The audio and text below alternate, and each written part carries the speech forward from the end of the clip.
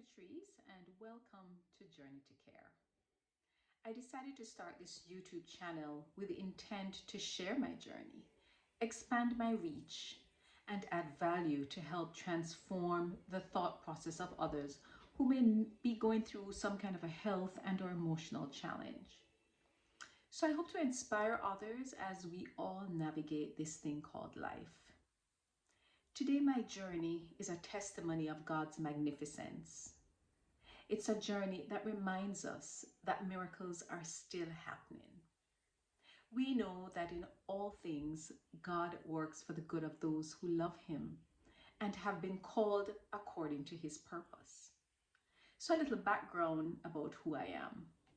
I grew up in a Christian home in Jamaica. I played the organ for my church on Sundays as a young teenager, maybe 13 or 14 years old. I have always been God-fearing and a woman of faith.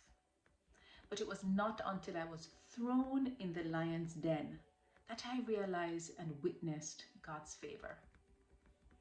So I spent the last 15 plus years practicing as an oncology nurse, caring for patients who were diagnosed with cancer, encouraging them to stay in faith as they battled one of the toughest diseases ever, cancer.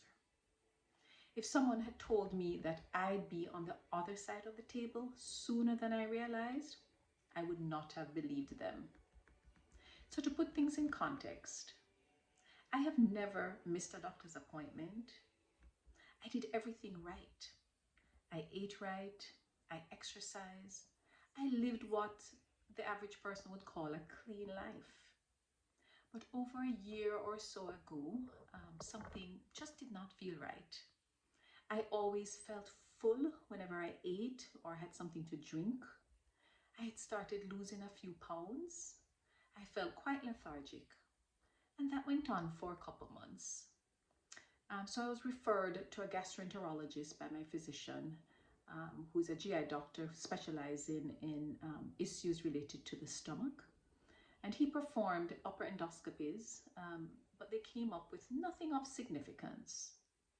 So through my persistence, as a nurse, I advocated relentlessly to get to the bottom of things, to get some more workup done. There was a lot of pushback, but nonetheless, my primary care ordered a CT scan of the abdomen and the pelvis and some blood work. And this led to an abnormal scan that landed me in the hospital a few days after Christmas for a couple weeks. I underwent 8 procedures and surgeries as the physicians attempted to get to the bottom of what would later be a life-changing experience. So in January of 2021, I was diagnosed with stage 4 gastric cancer. That had already spread when it was detected. There was quite a bit of mystery as to exactly what the primary cancer was, but they definitely knew that there was some sort of a metastasis, meaning it had already spread to other parts of the body. I was told that it was incurable and that chemotherapy treatments would help to keep things at bay, but when it stopped working, there wouldn't be much more that could be done because there just was not a cure. I really, really struggled with this information. I had to figure out how to share this with my children, my husband, and the rest of my family members and a few close friends. Everybody kind of thought, well, Patrice, you're the one that everybody comes to for medical advice or to help to interpret medical reports in the past. So exactly how did I become the patient? All of this I had to deal with while in isolation because no visitors were allowed in the hospitals with COVID. So here's what I knew. They were all God-fearing believers, and I knew that when the rubber hit the road, they would be able to stand in the gap for me. So throughout my 15 years as an oncology nurse, I had thankfully developed very strong personal relationships and friendships with outstanding oncology physicians and nurses along the way, all who willingly served as my daily medical advisors.